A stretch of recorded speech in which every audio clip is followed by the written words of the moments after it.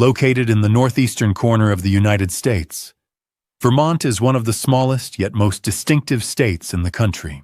With a population of only about 647,000 people, Vermont is currently the second least populated state in the United States, ranking just above Wyoming. What is notable is that this state is not situated in a remote western frontier or a barren desert, but instead lies between two major urban centers of North America, New York City to the south and Montreal to the north. In terms of imagery, Vermont appears almost perfect. Vast maple forests blaze with brilliant colors in the fall. Snow-covered mountain ranges stretch across the landscape in winter. Calm lakes reflect the blue sky. Historic small towns feature white wooden houses and covered bridges. It is no coincidence that Vermont carries the nickname the Green Mountain State.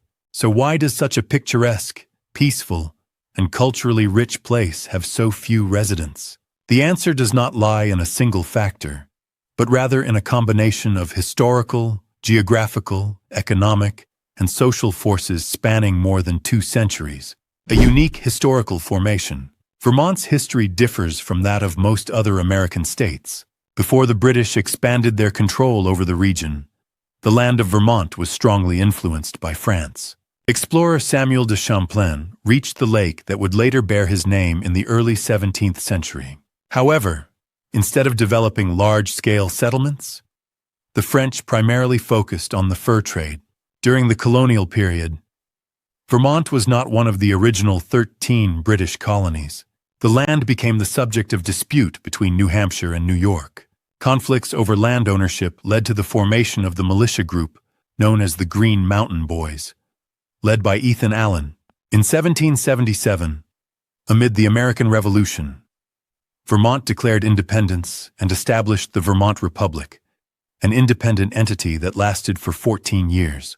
Notably, Vermont's constitution abolished slavery at an early stage and established a public education system, progressive steps for its time. It was not until 1791, after resolving its dispute with New York through financial compensation, that Vermont officially joined the Union as the 14th state of the United States.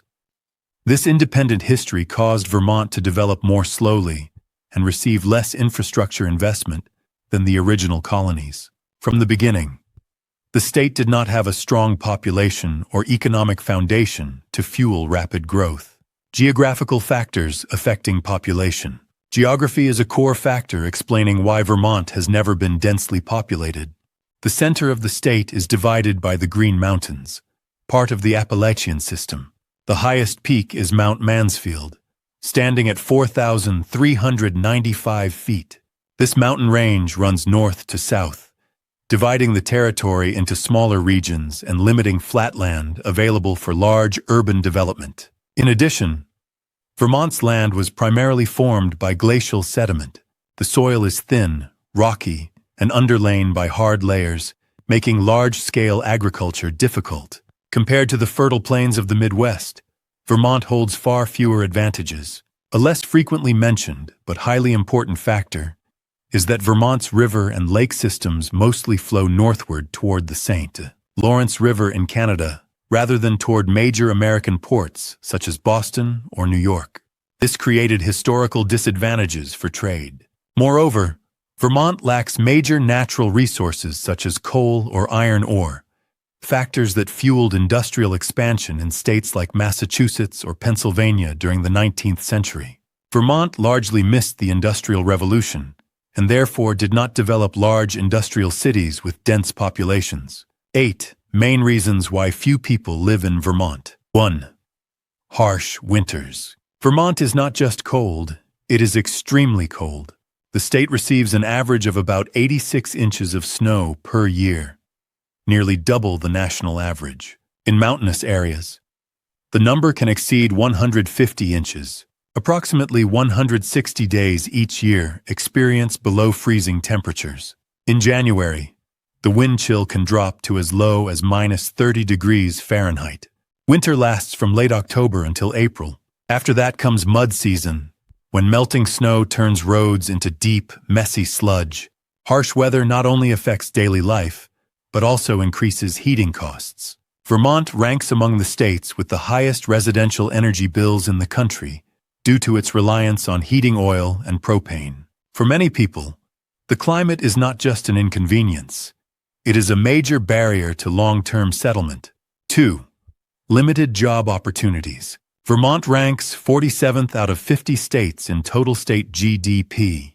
There is no major urban center, no Fortune 500 headquarters, and no strong technology sector. The economy mainly relies on tourism, skiing, fall foliage, small-scale agriculture, government employment, small local businesses. Although unemployment rates may be low, the issue lies in the lack of high-paying and specialized jobs. Graduates often leave the state to seek better opportunities in Boston, New York, or California. The phenomenon of brain drain has persisted for decades. 3. High cost of living. Contrary to its small size and limited economy, Vermont has a relatively high cost of living. The median home price in 2024 is nearly $385,000. Average property taxes exceed $4,300 per year. Rental prices in Burlington are comparable to those in much larger cities. Food is expensive due to high transportation costs. Utilities and healthcare are also among the highest in the nation. In other words, Vermont offers the cost of living of a wealthy state, but without matching income levels. 4. Rapidly aging population. Vermont's median age is 43.1, higher than the national average. Young people leave, while older residents remain. Many schools have closed due to declining student enrollment. The workforce continues to shrink. The state government has even introduced financial incentives of up to $10,000 to attract remote workers to relocate. However, such policies address only the symptoms and do not change long-term demographic trends. 5. Lack of cultural diversity. Vermont is one of the least ethnically diverse states in America, with more than 92% of its population being white. This homogeneity makes the cultural environment less varied compared to many other states. International cuisine, multicultural festivals, and large immigrant communities are relatively rare. Additionally, the state's political life leans strongly progressive, creating a high level of ideological unity. For some newcomers, this cultural and ideological uniformity may create a sense of insularity and difficulty integrating. 6. Limited entertainment and nightlife.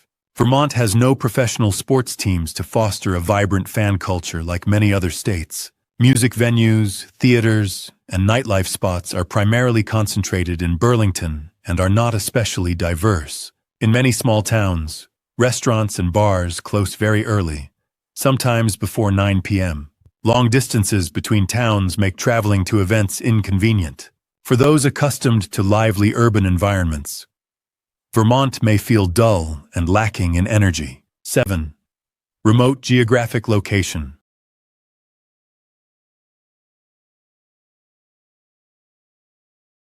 The highway system mainly relies on two major interstates, I-89 and I-91. Burlington International Airport offers limited flights, and ticket prices are often above average. Public transportation within the state is not highly developed, particularly in rural areas. As a result, most residents are required to own a private vehicle for daily travel. 8. Weak technological infrastructure. As of 2023, more than 20% of Vermont residents still lack access to high-speed internet. In mountainous and remote areas, mobile phone signals are often unstable. Power outages occur frequently during winter snowstorms. Digital and electrical infrastructure has not kept pace with the growing demands of modern society.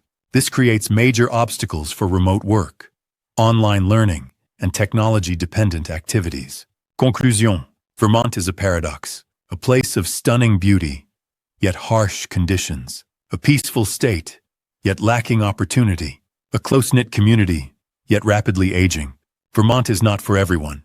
It attracts tourists, nature lovers, and those seeking tranquility.